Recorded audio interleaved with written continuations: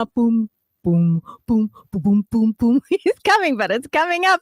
Good morning, and assalamu alaikum wa rahmatullahi wa barakatuh. You with Green Thumbs Up, that gardening and natural living show you didn't know you needed. The one where everyone's an expert, but nobody has all the answers, and together we just keep growing. Now today we're growing, but we're also going back to the future and forward to the past. What? I don't know, but you'll find out soon enough. Before we say anything, though, we must say happy birthday to you. Happy birthday to you.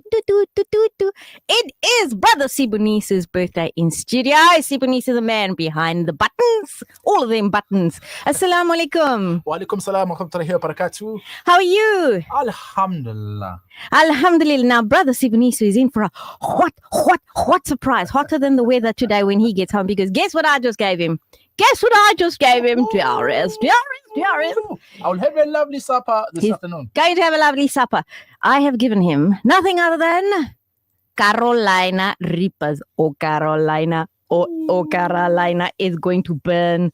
So it is, as you know, on the Scoville scale of chili peppers, the Carolina Reaper sits right up there, and it's the kind of thing that's going to burn ya dead. Yes, it is 2.3 million on the Scoville scale, as opposed to some of the other chilies, Tabasco, sitting at 30,000. So that can give you a little bit of an idea of where we're at on the Scoville scale. Now, I know that we always do the weather. I'm going to zip past the weather very fast, because today we have something very special happening. Yes, we do. Something that I do want to be more regular, and I've said this before, but hopefully we can actually make that happen for you. So the weather in Durban for you all today, we have just a spit spot of rain on a Sunday, Tuesday, Wednesday, Saturday, Sunday. So spit spot of rain throughout the week. But today we have 26 degrees, and then it's just going to get hotter. That's all you need to know. It's going to get hotter. Wednesday, Thursday is your coolest days of the week. So if you're wanting to do a spot of planting, that's a good day to get out. You won't scorch yourself. The Wednesday and the Tuesday, 22, 23. If you're in Joburg, hi bo. Joburg, you still got cooler weather, and you got rain, and then some more rain. And then when you're finished, just for funsies, a little bit more rain. Yes. So Sunday, you've got 24 degrees. Monday, your showers start and goes throughout the rest of the week. Cape Town, however, is going to fry like a Carolina Reaper. Is going to fry. We got 23 degrees, yes, and then it goes up to 27. It just keeps getting hotter and hotter and hotter. No rain. Now, what you're hearing in my hands here today is plasticky. Why? Because this week I harvested a Carolina Reaper bush, and it's a small bush, but boy, did it actually bear profusely. So I've given bags and bags of the stuff away.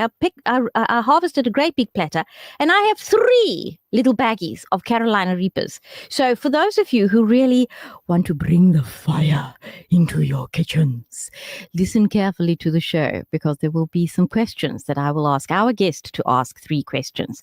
I'm putting them on the spot. 3 questions that you can answer, and then you can come and pick up your Carolina Reapers. We'll do it throughout the show.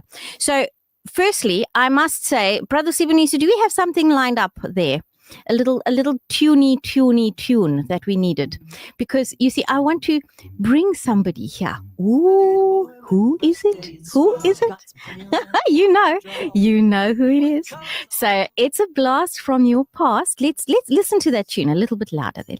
The teacher said, "What you doing, young man?" "I'm painting flowers, see?" "Well, this is not the time for art, young man. And anyway, flowers..." Radio Al-Ansar, Deb 90.4 FM, Peter Maritzburg 105.6 FM. Yes, you guessed it, folks. We are in studio this morning with none other than Rajan Rajkumar. Yes, I asked Rajan to come on the show. I have tried before. It's been a little bit not as easy as I hoped, but hopefully going forward, we will do it. I do want to do it more often. It's lovely to have him on here. The messages, there have been a lot of messages that have come in, but we'll get to those. I just want to give a great big welcome to Rajan onto the show. Good morning. Good morning, Rajan. How are you? Good morning, Rabia. Good morning, gardeners and listeners. Rabia, Yes. walking into the studio was quite exciting. Yes. And until I reached a point a couple of minutes ago when our good friend Sabanis played the signature tune, it was quite nostalgic. Yes. It takes me aback with my very good friend Jakob Chauhan. Yes. That was our livelihood on a Sunday. Yes. We even had people singing the song on the program, gave away gifts and so forth. But yes, it's good to be back. And the gardeners, the beginners, Yes, we're talking beginners. yes, they can call in. Let's answer some of the questions if Yes. there's anything that they would like to know. And we are aware, a lot of us, especially schools are breaking up shortly. Yes. You want to actually Get back occupy into- your kids. Get them busy. Get yes. them busy. Ask them to start a little vegetable garden. Yeah. Let's start with the basics. Something yeah. that you would use in the kitchen. Yeah. For example, coriander. Hello, Danya. Yes. Danya. It's easy to grow, So and easy. then it's available. If the kids can grow it, it's available for mom to pluck it from the garden, use it Mhm. fresh, Mhm. and you are aware that there's nothing better than picking something from your garden and utilizing it fresh. 100%. There's another thing. There's another herb that we can plant. Just teach our kids very quickly the basics. Yes. What we will call fenugreek, which is methi. Yes. Within 7 days or so, you can pick them. Mhm. I think the excitement we need to create Yes. during the school holidays that these kids can see they've Hello, planted it yes. and now it's growing. And imagine that's mom's going to cook it and put it on the table. And I know a lot of kids don't like fenugreek because of the bitterness. Yes. But I guess if they grow it, they're going to taste it. They're going to like it and then continue that maybe on a weekly or Yes. fortnightly basis. But Rajan, you're talking about getting the kids involved, and absolutely something that the kids would love to grow is stevia. It's people don't know about stevia, but how fun is it to say to them, grab a leaf, put it in your mouth, and it is so extremely sweet. Very, very quickly, you talk about stevia. Yes. There was a big drive around the Swaziland area because Mhm. I work the area and I know to actually produce stevia. Yes. And this is because we are fully aware of sweeteners. I'm not going to mention some of the names, but a lot of the sweeteners are very synthetic. Yes, And stevia is one of the plant's natural resource correct. as a sweetener. Mm. And then, I tried some at this particular lodge that I slept, whereby the lady, they harvested fresh stevia. Very different, hey, to the Very- powdered stuff you get. Add it to your tea, add it to your coffee. It actually, to me, I'm a coffee lover, Mhm. but it actually wants you to have more coffee or more tea. That's dangerous. That's dangerous, but anyway, a million cups in 5 minutes is not a problem. It's not a problem. But Yes. you know, Rajan, what I love about these things is so the show has evolved slightly. We do have natural living as well as the gardening, and there's the Nature's Apothecary. And I always say to people, why are you making them use mouthwash? Do you know stevia tea? Just one leaf of stevia in a cup of boiling water. It's antiviral, it's antimicrobial, it regrows the teeth enamel. It's the best thing for kids instead of having the stuff. But so speaking of tea, dearies, we have something here, and I have shared this with Rajan. And our tisane of the morning, we always have it. This morning we have just a plain cucumber, strawberries, sweet basil, and guess what? Stevia. That's where the Very sweetness interesting, is coming from. Rabia. You mentioned the stevia. Now, I thought initially when I Yes. had a sip that you did add some sugar, Mhm. but I think the stevia is the sweetness that I tasted. That's it. So the stevia. yes, you have all the natural products produced on a plant, Yes. and that's the difference. You eat something that's produced on a plant is better. Sorry, let me rephrase that. It's better to eat something that's produced on a plant than to eat something that's produced in a plant. laboratory. In Oh, a a plant. Oh, it's In a plant where I'm Mhm, saying what I'm talking about, processed foods. yes. And go back, harvest something from your garden, make a salad, try and do something. Absolutely. That's about the best that you can actually do or taste. Improve your health, I would say. Improve your health. Alhamdulillah. We do have some messages coming in. And folks, we do this once a year. We bring Rajan on, but it cannot be just once a year because I do love to have him on the show. So I will ensure that we have him on a little more often. So that is my commitment to you folks. So Farah says, Assalamu alaikum wa rahmatullahi wa barakatuh. Rajan took the words out of my heart. Feeling nostalgic and thinking of Uncle Yaqub. I love the show and miss both Rajan as well. I learned so much. Farah from Bedford View, welcome. So Fatima says, tomatoes for salads. Yes, of course, growing those cherry tomatoes. Hey, Rajan?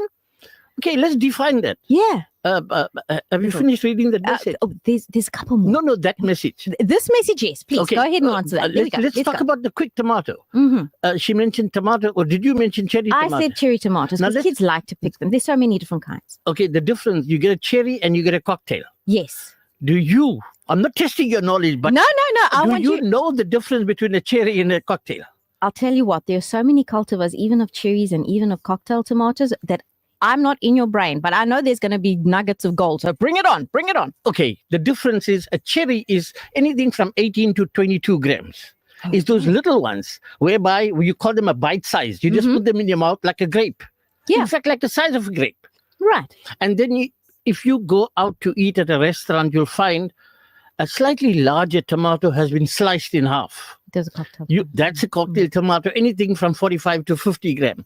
So everybody I work with farmers commercially, Yes. and I often sell the seed to Yes. certain growers, especially the tunnel guys who produce these varieties. And the guy calls you and he says, "Can I have some cherry tomatoes?" And I say, "My question, who are you supplying? What's your market like?" And only to discover that They they want actually want a cocktail tomato. So that's just a little explanation and to differentiate between a cocktail and a cherry. Yeah. There you go, folks. It's tomatoes. It's the size of the tomato that dictates whether it's a cherry tomato or a cocktail tomato. But even in there, folks, you go in there and you look at the varieties and you've got variations in color and you've got variations in sweet. Yeah, those beautiful little yellow ones and the teeny tiny little red ones, orange ones. Okay, a few more questions in. Sister Zora Bibi Sheikh says, wow, happy to hear Rajan back with us on the show today. Hafiz is also greeting you, saying, it's so nice to hear you. That's awesome. And let's have a look a few more. A question here. Oh my goodness. We are back to basics. And you know how it goes. We want to structure it like you're teaching people, but it doesn't happen that way because the messages come in between. So I'm going to take this question. Brother Junaid says, whole year you wait for mangoes. They don't grow on the tree. Please help. Okay, sorry, Rabia. No, please go on. Please. Okay, the brothers. I also have a problem this year. Last year, I have actually 3 different type of mango trees. What we call the long mango. Yes. What we will call our local mango, and then of course I have a hybrid variety, which the tree gives me half long mango and half round mangoes. Oh, did you graft the tree? I got the tree from the Institute of Agriculture from Nelspruit. Okay. A colleague of mine sent me that particular plant. Okay. And every year it creates this great interest from my neighborhood. I'm sure it does. And when my kids were in school, they tried to tell their friends, this one tree produces 2 different types of mangoes. Yes. And they couldn't believe it. It was impossible. And I had some parents come to have a look out of curiosity. Yes. And that particular, they were in full bloom. Round mangoes at the top, round mangoes at the bottom, Yes. long mangoes on the top. Yes. Okay, going back to the brothers' question. Yes. This year we seem to have a very large infestation of an insect called a scale. Oh, those are a nightmare to Okay, get rid if of. I don't know if the brother has any mangoes, what I'm finding is that at a very young stage, the scales have infected it, and you get that whitish, powderish substance on the mangoes. It looks a bit, I would call yucky. That's a Yeah. word. And It's a good word. but eventually, what's going to happen? The mango is going to blacken, and it doesn't present itself. Correct. This year, you'll find that even from our pavement traders that sell fruit and vegetable, whatever, you'll find that the mangoes that they have are of actually a poor quality. That's purely because of our weather season. It's purely environmental. Jacob used to say, let's knock some nails on the tree. It Get works. the tree. But you need let it iron catch a wake nails. up. Iron nails, not Yes. stainless steel, Not folks. you need the traditional old iron nails. Yes. Yes. So, just for the brothers, in his interest, I just want to say, he doesn't only have the problem. Everybody has the problem. You're not alone. You're not alone. So, and also, of course, I also find sometimes people have these trees and they think it'll just bear fruit, nature will take its course, but they don't feed it. Rabia, Right? sorry, Mm. you said let's go back to basis. Yes. Basic, sorry. That's one of the things I wanted to... There we go. Excuse me. Yeah, it's okay. Have a tipple. Have a tipple. There we go. There, he's got his. I think I talk too much. That's there the problem. You go. Yes, But- take a breath. But what we want to say is every year, Mhm. let's take the mangoes, for example. Right. Every year, after you harvested your mangoes, you should prune your tree. Correct. You don't want this massive tree where you can't reach those mangoes. Mhm, mhm. You should actually prune your trees. And after pruning, I would say most of our mangoes are finished around middle of January or so. Mhm, That's when you actually do your pruning. But what happens next? What about your fertilization? Correct. What about your fertigation? And throughout the seasons, different fertilizing you're Exactly. needing. I mean, like now that you pruned, you want to create more leaf growth. Nitrogen. So yeah. you need to increase your Mhm. nitrogen and until maybe 3 months later, where you're going to add a little bit of phosphates, Yeah. a little bit of potassium, until if you know your mangoes are about to flower, that's when you increase your potassium. And your Like magnesium. we Give talk some about salts, eh? the salt is one of them. Maybe around August, September, when your tree is about to produce flowers, you would apply something like 2, 3, 4. Yes. Those are your plant. Your tree actually needs the potassium Yes. to give you a larger fruit, to ripen your fruit, Mhm. and of course, all of us want the bigger the better fruit. That's we do. We yes, do. We do. all we of do. us. So it's And important. the cleaner, without blemishes, Exactly, without but bugs. I think Without bugs, that means what about With- pesticides? People don't look at it. people don't. Jacob and I should do the basic treatments. Mm. The basic treatments actually came from your kitchen. Mm-hmm. You'd look at a product like our common dishwashing liquid. Yeah. We all aware that some of these remedies Mm-hmm. that you buy at your garden center are very expensive. And they've got chemicals in them. They have harsh... Chemical is not a good word to use. Well, it's Okay, yeah. crop protection. We won't say poison. We won't say chemical. they're all chemicals, They're all Rajan. chemicals, exactly. But we don't like using the word chemical. Yes. But if you look at something like your dishwashing liquid, your Handy Andy, these are what we call a QAC, a Right. quaternary ammonium compound, Yes. meaning that if you spray, the efficacy can last maybe an hour, Yeah. and it should cure your problem. Mm-hmm. So, which means that after you sprayed, you can eat the fruit, for example, Mhm. after an hour because there is no residue left over. Correct. So, these are the things we always spoke about. Use something from your kitchen. Mm. We talk about beginners. Sorry, we talk about beginners. Start today. When mom is Yeah. cleaning the potatoes, onions, tomato, the leftovers, Mm. start your own little compost heap. Yeah. Start it now. By the time it decomposes, you'll be ready to use it in your garden. Cover it up, use newspaper. There's so many things that's accessible from your kitchen. And even you can start your vegetable garden from your kitchen. You got seeds in your tomatoes. You got little carrot tops that can grow into leaves that can then give you seeds that you can then plant. So there's lots of stuff that you can do, but not just the compost. But it's true. It's, yes, it's the fertilizing. Yes, it's the pruning. Yes, it's giving it, compost and great stuff from it. You mentioned sunlight dishwashing. So sunlight, for those who are beginners, sunlight and water. It's what? It's your aphids, right? Soft-bodied stuff. Aphids, your mealybugs, your mealybugs, those powdery little mildew things that sit on your plant. They look like patches of powder on your leaves. that sunlight and water, and then of course neem oil. I mean neem oil. Neem oil works very well, I've yes. given that recipe out for those of you always ask me. It's your 2 tablespoons neem oil, 2 tablespoons sunlight, and 2 to 5 liters of water. But the trick is shake it, put it in a see-through container, shake it, and now look at that water and count 1, 2, 3 until 10. If that oil goes to the surface, you know you need another tablespoon of the sunlight. And now there you go. It's easy peasy Japanese. Just going to take a few more comments because there are some. Brother MH Osman says, Assalamu alaikum, Sister Rabia, and welcome to Rajan, brother. Welcome. Too nice to hear you again. So he says, so if I plant cocktail tomato seeds and harvest them early, can he call them cherry tomatoes? The problem was, yes, I hear what he's saying, Yes. but obviously he's not going to ripen, and when something is not fully matured, the tendency, you can pick them, and it's going to rot because the it's immature, and there's nothing feeding it to bring it to its maximum growth. Yes. So, brother, it's not going to work.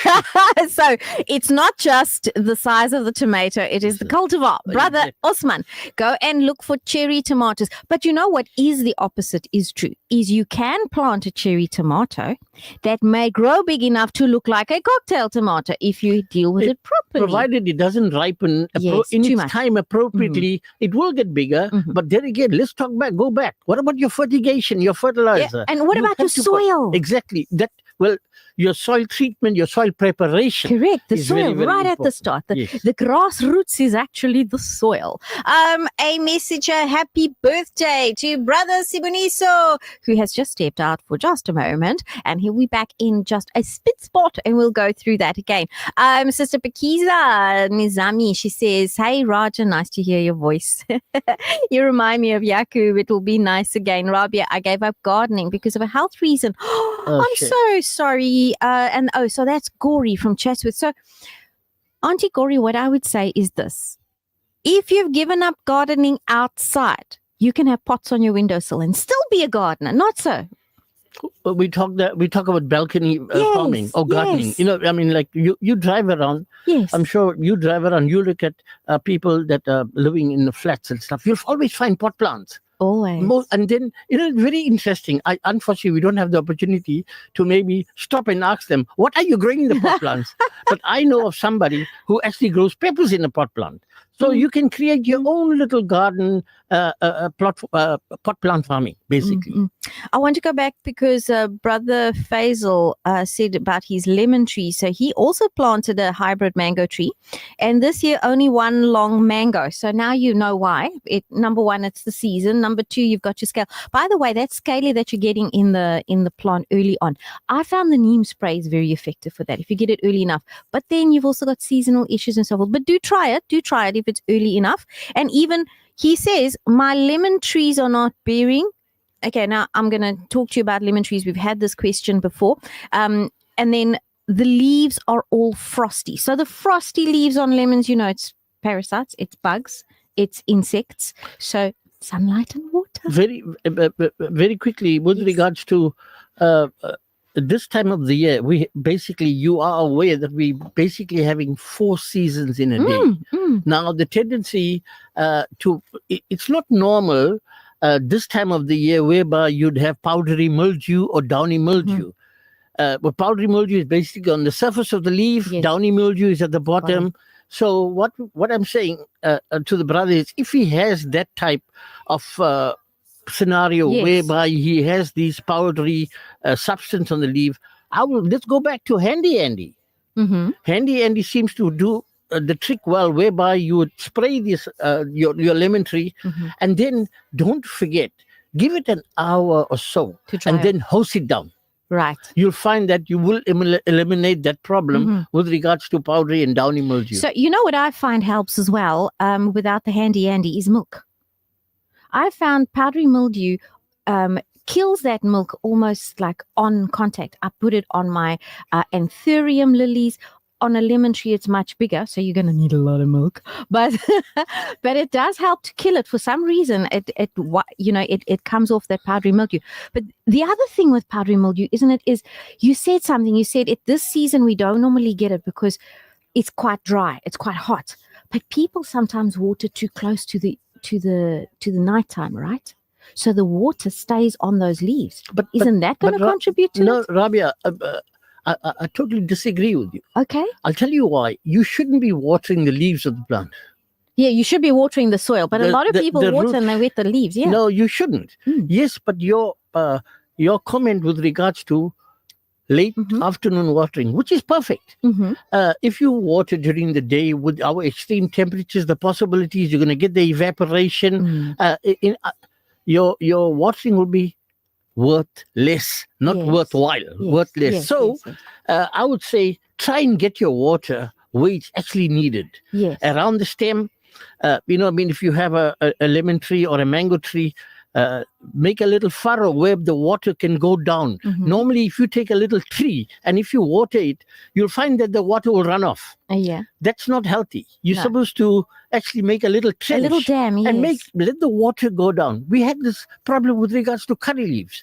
Now, curry leaves, is a taproot system. Yes. One single root with very little fibrous roots at the bottom. So you say you watering your curry leaf, but the water is running off. You need the water to get to the bottom. Yeah, got to water deep. So I say make a little trough around it. When you water, the water is going to get down. It's very important. Never water a plant on its leaves unless you're doing a foliar spray program. That's very important. But then you are minimizing the amount of water you're using. It's important that you don't put 5 liters of water to a tree. Yes. It's to define that you actually put the product that you're using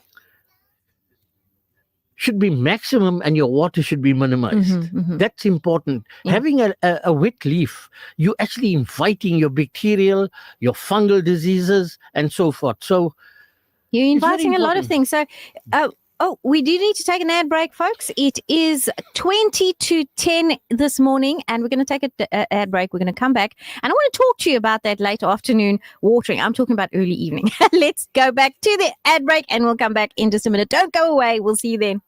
WhatsApp us now on 060 904 1056. Hustling, searching for a real deal while payday is still far. Get the Debonair's Pizza Real Deal range from just R31.90. Choose from barbecue chicken and spicy pine, and more. Perfect for your solo craving or a family meal that won't break the budget. Live like a winner at Debonair's Pizza Halal Stores on North Beach, 139 Lower Marine Parade Street, City Gate Center at Joe Slover Street, or Grey on 192 Dr. Yusuf Dadu Street. Debonair's Pizza. Try something amazing. Radio Al-Ansar welcomes your feedback. If you have a broadcasting related complaint, please put it in writing and address it to the head of the complaints committee. Include your full name, contact details, a clear description of your complaint, and any supporting documents. You can email your complaint to feedback@alansar.org.za. That's feedback@alansar.org.za. Or bring it in person to our Pietermaritzburg office at 240 Ortman Road, Willowton. Your input helps us serve you better. Call us now on 0861 904 904. The Sunday Lounge. With Salma Carvalho, 10 to 12. Latest news, celebrity artist features.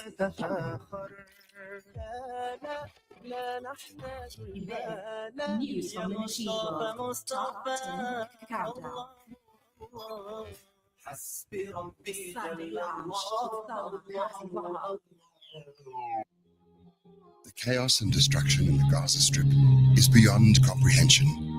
Virtually everyone is displaced, hungry, and in urgent need of life-saving humanitarian support.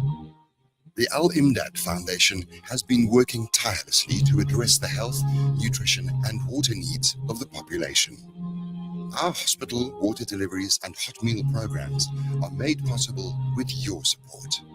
Your donation, big or small, is a lifeline for those in dire need. Help Gaza survive. Donate online at alimdad.com or call 0861 786 243 for more information. Station for Conversation, Radio Al-Ansar. Boom, boom, boom, boom, boom, boom. Boom, boom. A little boy went. Welcome to Green Thumbs Up. You're back from the ad break. So many comments coming in. Jazakallah khair to all of you for the comments. And for those of you on the socials that have joined us and that are tapping those screens and sharing those lives, thank you so much. So in the break, we were talking about this watering and, the water that pools around. So it's tricky because it's so hot. If you do water in the daytime where it's very hot, you're going to have a problem of evaporation. If you are watering in the nighttime, and as Rajan rightly was saying, and you're watering the leaves, unless you're doing a fertigation regimen, you shouldn't be watering the leaves.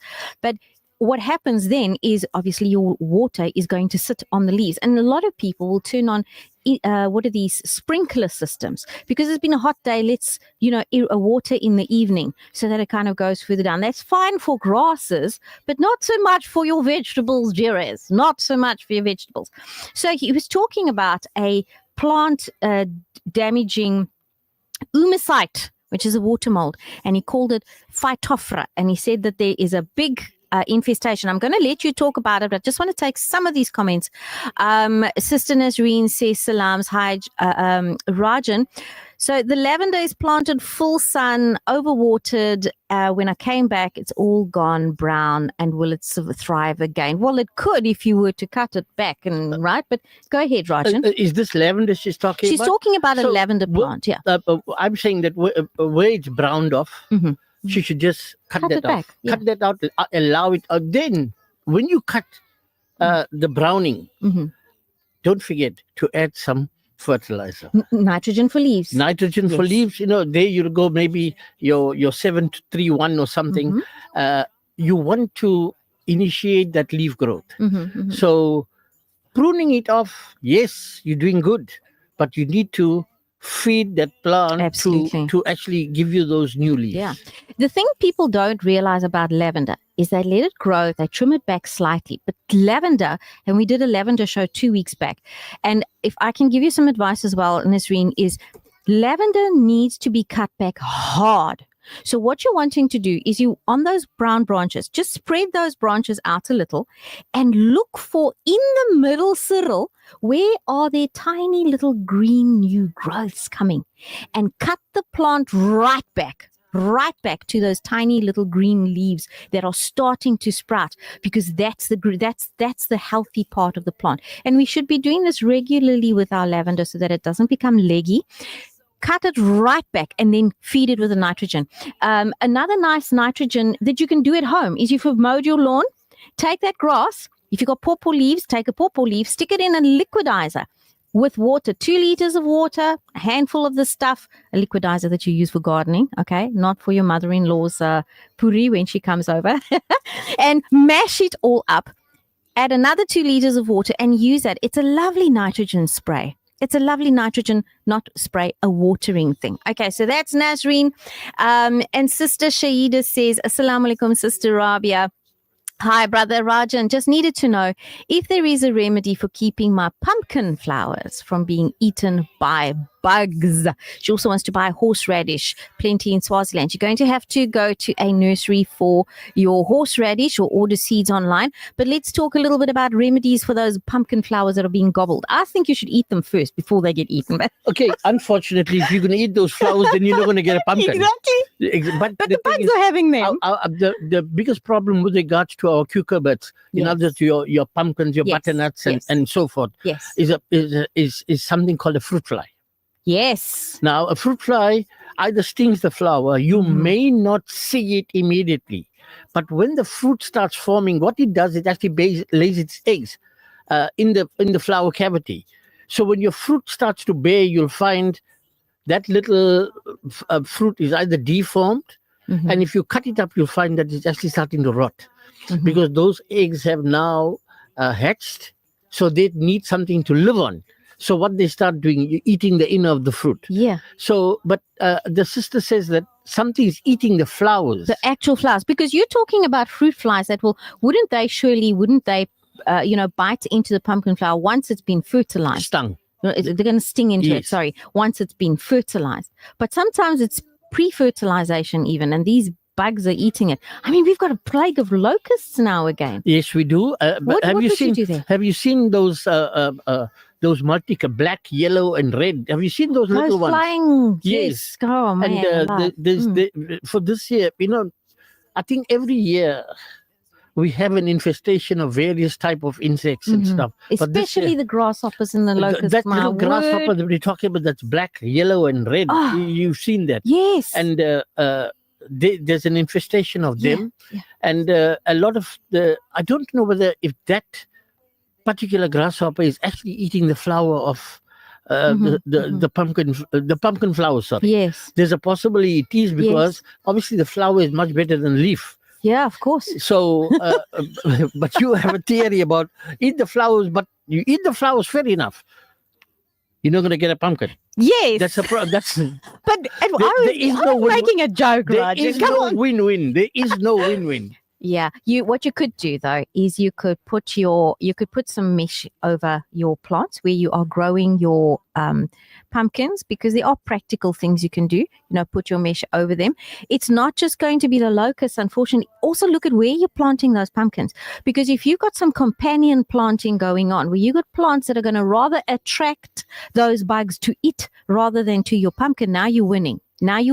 So your basil is a nice one to plant down. Even not your perennial basil so much, but African marigolds.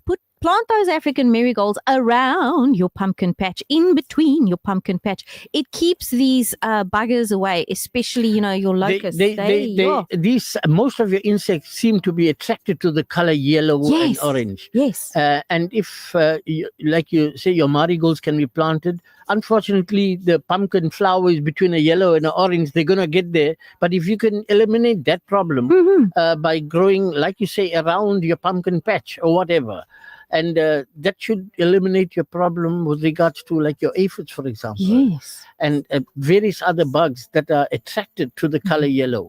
Let them go out there and not attack. Precisely. Attack what you want to enjoy and eat. Precisely. And that's where your companion gardening comes in. And that's where your practical things are. People talk about monkeys and then they want to shoot monkeys. And I say, well, why don't you just cover your stuff so the monkeys can't get to it? Genuinely cover your stuff so the monkeys can't get to it. Then you're not injuring the monkeys, because remember, even though these locusts are a pest, and they are, and we have a lot of different bugs that come out at different times of the year, we got to work within the ecosystem. Brother Yusuf says, Roger mentioned after a good mango crop to add fertilizer. I had a good avocado year. Should I use the same for avocado tree to add fertilizer? You always fertilize your trees. But mangoes, you're saying fertilize after. Avocado trees, I fertilize before. You should actually, when it comes to our annuals, which is meaning your mangoes, your avos, your lychee, and so forth, you only get them once a year. Yes. So I would say you would fertilize the minute you prune. Yes. Fertilize, and then midway, I would say, if you know the flowering times, you drive around, you see it. Some of the mango trees will start flowering around August and so forth. So in July, you do another application of maybe 2, 3, 4 or some one of those ratio of fertilizers, because you should have had your nitrogen put down early season. Yes. Meaning after pruning, you add your nitrogen, you get your new branch growth, you get your new leaf growth. When it comes around flowering time, your plant should have reached maximum growth. And then you need to manipulate the plant whereby you're going to add something like 2, 3, 4. Yes. You say to the plant, you maybe talk to it. Exactly. Say hello. I've given you the nitrogen. I'm giving you some phosphates. I want you to give me flowers, for example. Yes. And I want you to turn those flowers into fruit. Yeah. Not just fruit. I want larger fruit. That stays, yeah. So now, hence the reason I'm now giving you some potassium. Now, your potassium helps, for example, with your even ripening.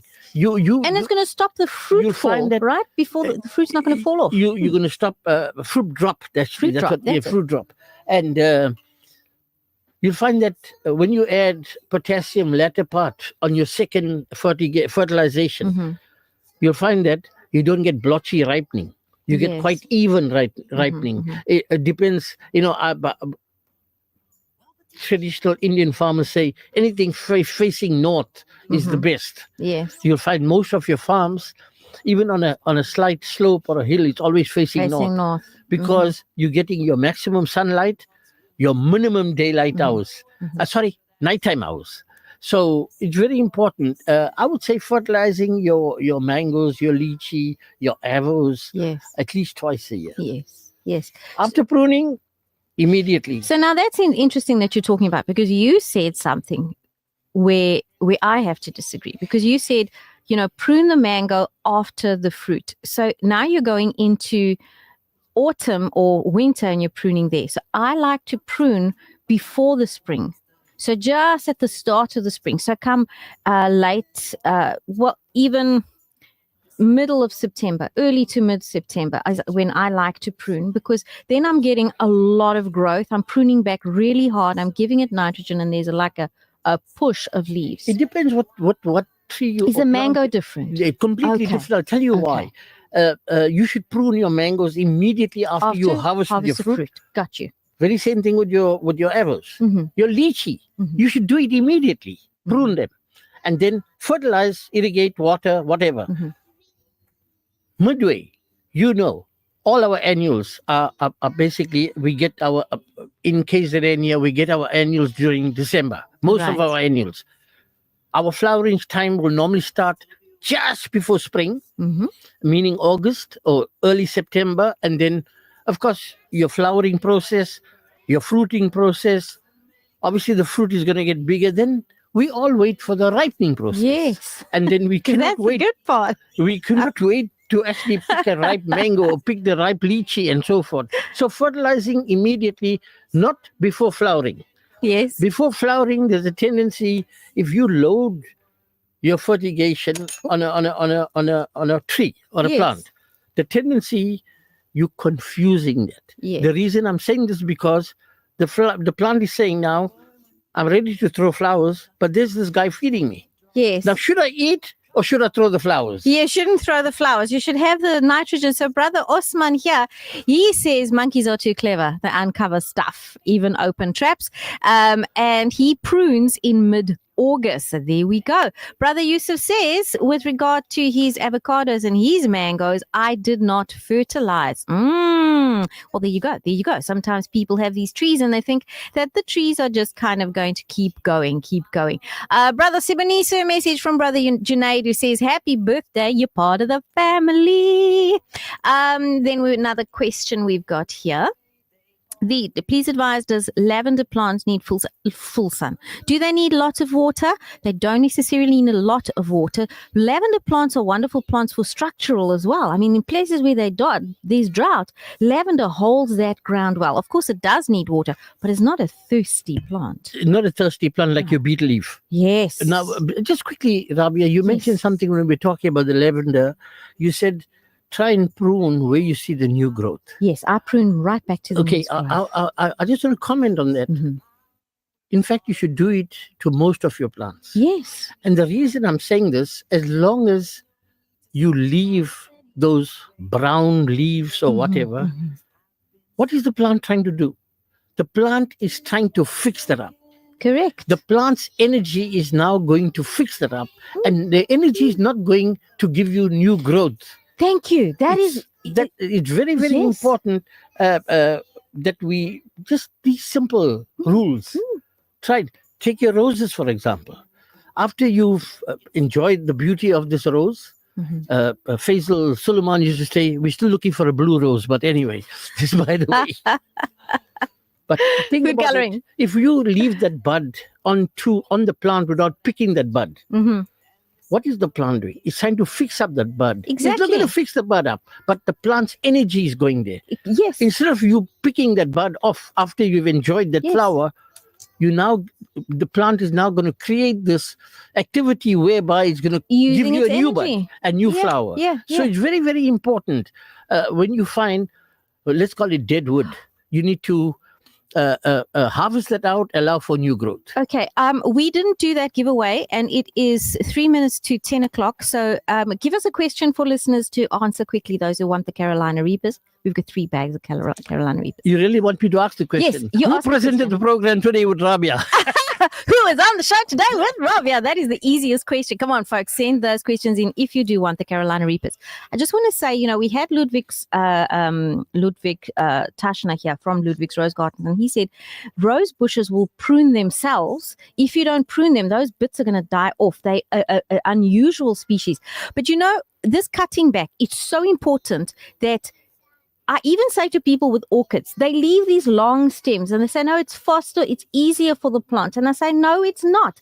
Cut it back to the very end of the second node. Look at the bottom of your orchid. Go 1 knot, 2 knots, snip, because the plant has got a lot of energy to feed this long stick to try to turn it green. So that's it. We have our first winner, which is Brother M.H. Osman. It is our first winner of the Carolina Reapers. I hope you like your chilies hot. You'll have to come and fetch it at Radio Al Ansar. Brother Rajan is the answer, of course. We've got Shaida Bibi Khan. Says it's Ravi. No. It's not Ravi. No. Sorry, you got the wrong person. Oh, Sister Farah says Rajan. Yes, Rajan. Sister Farah also says so many questions. Assalamu alaikum wa rahmatullahi wa barakatuh. She says, I bought basil and put 2 stems in water and it's growing roots like crazy. That's wonderful.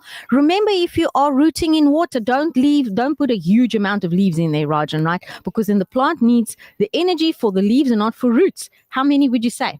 Give us a quick rundown for your basil. It depends. How many does she have? I would say now, when we talk about the rooting system in the water, normally your roots will start off brownish, if you noticed. Now, that will be ready to transplant the minute you see the roots start to whiten. When the roots start to whiten, you actually need to transplant them. Now, to my knowledge, 1 stem is 1 plant.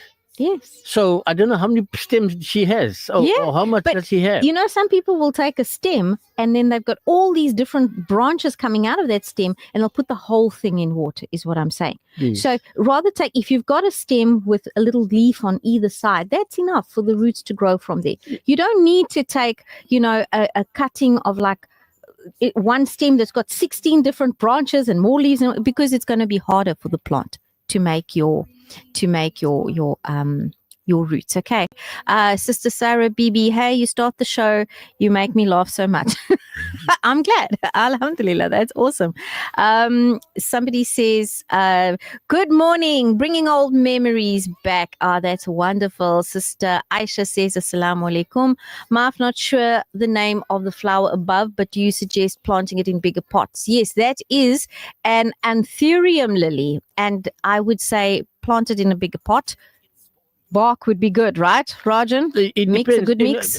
Make sure your bark is not very rough. Let's redefine the word bark. Yeah, not orchid bark. No. Bark can be really huge chunks. Yes.